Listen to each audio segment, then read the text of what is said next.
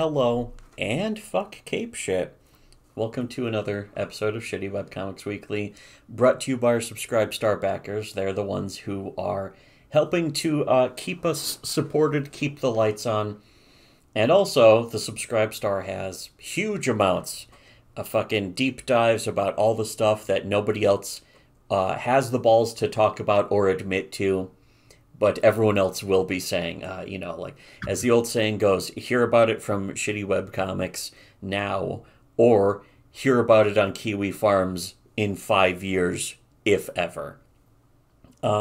Continuing with just one more maybe quick episode about Space Jaina dress is just, again, fucking the level of Riona. I like to see the destruction of women. But the story, because it's about martial arts, kung fu adventures, and hijinks, in a way, I think that sort of makes the violence towards cute protagonist much more tolerable and palatable, and therefore can make it that much more violent because it's comedic. But she's just getting, this is skipping ahead a bunch of chapters. I think this is like chapter 12 here. And there are only 14, on the site we read this on, there were only 14 chapters total. So it was kind of over quick. I was thinking, how long will this go? And then it just ran out of chapters. So like, oh, I don't know if they just didn't translate the rest of it. And I noticed the translations in the later chapters started getting worse and worse. Yeah, the quality started to go down. There's a bunch of spelling errors. Yeah, that's on top of the fact that the dialogue just reads badly. Yeah, the spelling error, not just spelling errors, but seems like just huge translation errors. Whereas the first few chapters seem really on the ball, and so I don't know what happened with that. I tend not to look at the translation credits. So, I just read the comic. I don't want to fucking read all the side story shit. Put it in your comic, damn you. I don't want the life story of the person who fucking managed to convert the words from one language to another. Yeah, good job with your life story, asshole. But I tend to also skip the fucking ancillary fucking information. Like whenever there's character bios in a comic, I just skip that. It's like if there's something I need to know about the character, I'll find out from the comic, from reading the fucking comic. Bio is a bad way to set up somebody. Nobody should need to be told that. Unless it's trying to set up somebody's character by being like, read your bio. No. If it's a refresher, like if you're like, oh, I haven't read this in a while, what happened last time? Maybe. But I tend to fucking just read the comic and try and remember off the top of my head or something. There's always that. And there's ways you can refresh the information in the actual content of the story too. That's what they tend to do in episodic TV. I started really noticing that rewatching The Next Generation, Star Trek: The Next Generation, that is, which is the only thing. When I say The Next Generation, that should be the only thing that you even think of. But even think of fucking TNG or DS9 or fucking DS9 VOY. And now we got STD. But anyways, I noticed that there were, several episodes that had made references to previous episodes. What was the one with the space whale? The actual space whale. They give a space whale a C-section instead of an abortion. They accidentally kill the opposite of an abortion. Yes, it's your precious left-wing dystopian fantasy. Yes, it's actually doing the pro-life message better. Better than fucking stupid comic book because I was watching that part of the episode while you were watching it, and it's like, look how effective this is. Just like a one-off part of the plot element, and you've got fucking Picard basically stopping to give a speech about this. And it's like, this is such good shit. Because so much better than anything you would ever see in Discovery. They find an alien, sort of a space whale. It's not very big. It's it's a space-borne life form. Yeah, and it's kind of whale-ish. And they want to examine it and that kind of stuff, and then it attacks them. And they're like, shoot it with a phaser, just a little warning shot, a low power. And so they do, and it fucking kills the fucking space whale. And Picard is just horrified. And it's like, it's the act out. And then coming back from commercial break, it's fucking Patrick Stewart really nailing it by not going too hard with the dramatics, but just like he's really stunned, and it's a fucking great scene. He's playing it exactly the way you should, and it really goes to show how high the standards were for fucking TNG that they apparently didn't meet when they went to do Star Trek Picard. But also to the point where there's an element of being able to take a risk and be like, usually, because there were some fucking TNG episodes where it's like, now Picard's gonna fucking yell and cry, and there's gonna be big sizzle reel stuff they could put on his fucking sizzle reel, They're gonna be screaming at each other. Yes. Don't you tell me what to do. I mean, that's fucking still a great moment of the episode, but it like some of it came off cheesy, and it's like to have it dialed down in a way where Picard he's saying, after they killed the space whale, he's like, we're out here to discover new life, and he really nails it, because it's fucking better than I can do, clearly. Again, you can't do this in Star Trek Discovery or Picard anymore. Everyone would be crying. Yeah, that's right. Is he supposed to be crying? Should I be crying? Yeah, everyone cry. Everyone just cry. And fucking tears streaming down everyone's faces. It would cut to Deanna Troi. She would be fucking tears streaming down her face with like the most overwrought, dramatic, annoying. This was the thing about 90s movies too, is that 90s movies were constantly just rubbing your face in the fucking, you can hear the tears stream down the fucking trumpet player's face as he plays the mournful notes of this part, because fucking Will Smith punched the alien and the president's wife died. It is so dramatic, and it's like, it's stupid. And the music used to annoy me in movies like that, where they would be trying so fucking hard.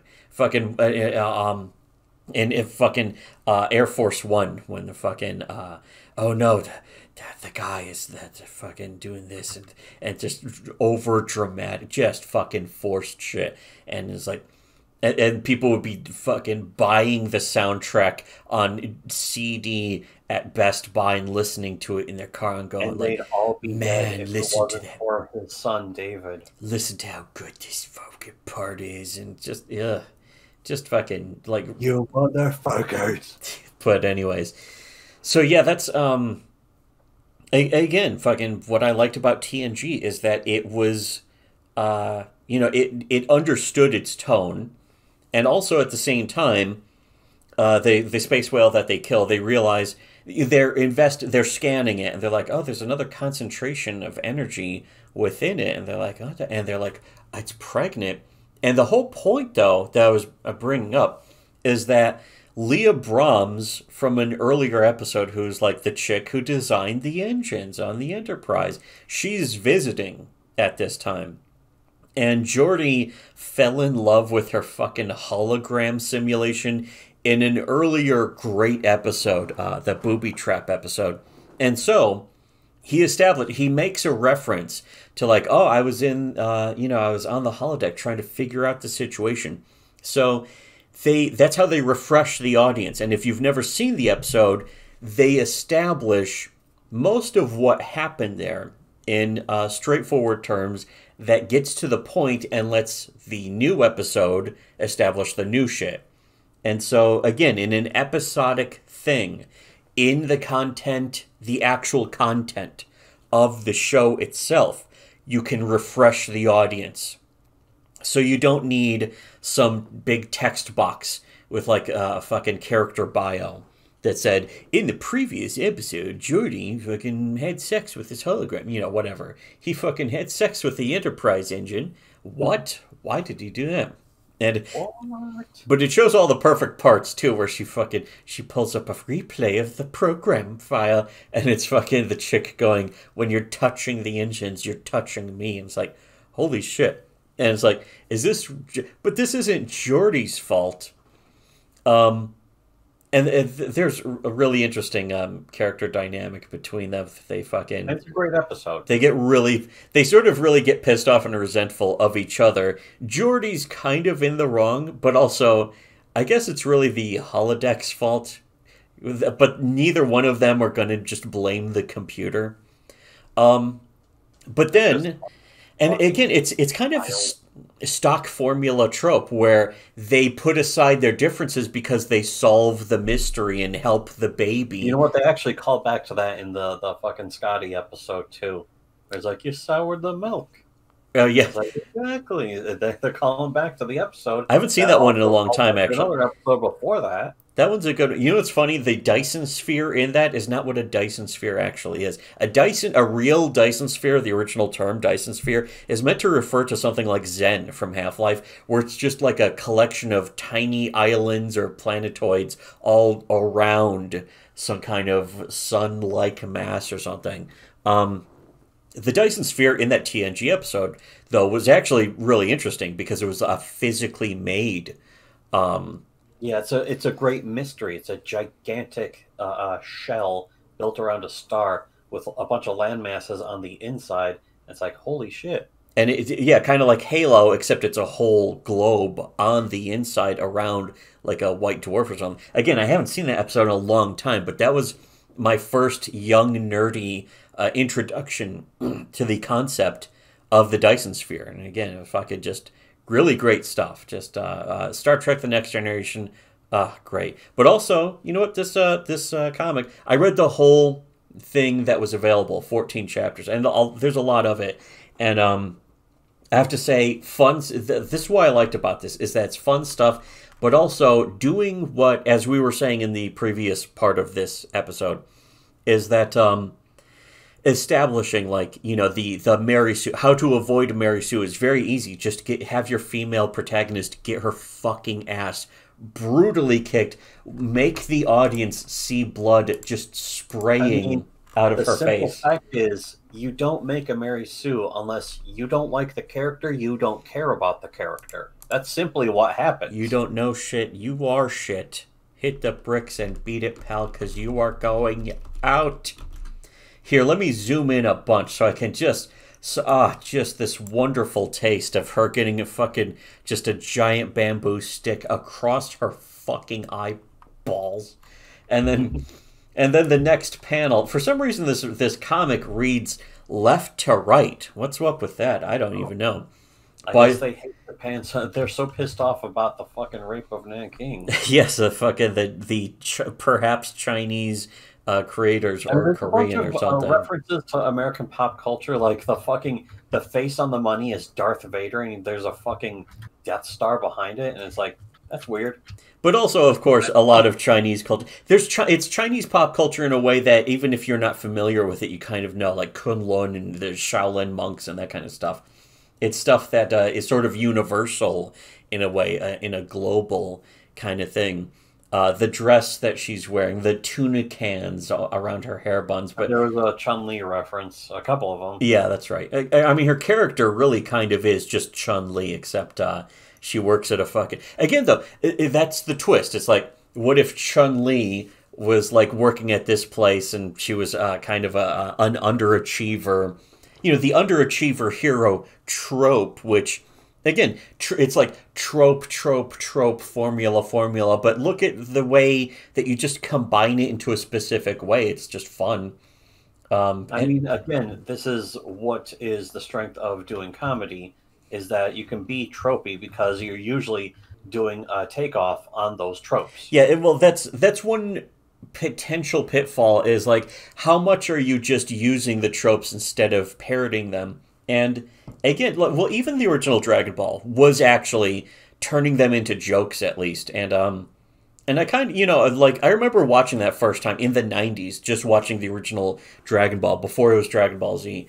And it was like, okay, I kind of get how this is a satire on something that's been done before. Because it establishes that. And that's one of the biggest strengths of Dragon Ball. And that's, you know, part of why it took off. I still love this, though. She fucking just gets bashed in the face with this bamboo, and then you see just blood exploding out of her fucking mouth and nose. And again, you She's the kind of victim relate to of her. horrible suffering. Yes, and that kind of makes you relate to her, and it establishes that she's not going to just coast her way through things. So again, easy way to in like we were saying in the previous episode, in an American comic, she would just be a perfect, or she would face minor hardships. You wouldn't see her vomiting blood or fucking being in horrific pain and suffering. She would be. American comics have this thing where if a girl's in a fight, it's just bloodless and weak and soft and tepid. She's always the strongest person ever. She's never in any real danger. She doesn't look like she's pissed herself inside a. She's prolapsed her bladder from You would violently certainly never fucking see pissing. that played as a joke. Yeah, it wouldn't be treated as a joke, or if like if because in American comics, again, it's the Wambian, the precious fucking TVJ, is never in that much risk. But if she's in any fight and gets punched or beat up, it's usually to no consequences. Even the male heroes, to a lot of degrees, like fucking, Batman. Okay, he got his back broken once, but fucking Guts had to chop off his entire fucking own arm before he gets one of his eyeballs just stabbed right the fuck out, being forced to watch his fucking acute brown tomboy waifu get just gunt raped. Which is the worst suffering he suffers. Nobody else has suffered more than him. Because he had to watch his cute brown tomboy waifu. Although, what was the meme of, like, Guts fucking barely suffered at all and cries all the time? Meanwhile, this fucking guy from fucking My Hero Academia. No, the guy from the trading card fucking game, whatever. Yu Hakusho? No, I don't fucking know. But that guy's like, he suffers all the time, but he never cries. I was like, what? What? Just fucking some goofy. It was some goofy meme made to make fun of weebs, but it was a nice. Well, it's making fun of feminists, actually. Yes, because one of the first times I ever saw that. I mean, it's not the first time, but it was the fucking whatever Scarlet Witch. It's like, name somebody who suffered more than her. It's like everyone. Yeah, fucking, and people would just people would post people like Guts who had actually gone through some shit, but then they would just start posting anyone at all. They would post fucking Mr. Djokovic from the fucking Spider-Man movies or something. That was great. Yeah, it was great. But anyways, people are really tired of women. The American people are tired of women. Fucking wow, Bernie was so right. Maybe he should be president. He talks like a real president. Finally, somebody who sounds like a real president. But anyways, yeah. So the chapter, I think is this chapter 9? It just says 9 in the title. I don't know, but the here's this part though where she was fighting the guy, and I think it's in the restaurant still. But he just slams her to the ground, and it looks painful in many ways. There's, again, that blur effect, speed lines, which I personally have never been that much into speed lines, but you can't deny that they fucking work. She has nice gams. There's some thigh squid. Hold on a second. Can we zoom in a lot on that? On her fucking, the stockings on her legs. Woo. Fucking woo arena. Heckin' arena. Woo arena. It's even more attractive when you know how much it infuriates women. Yes.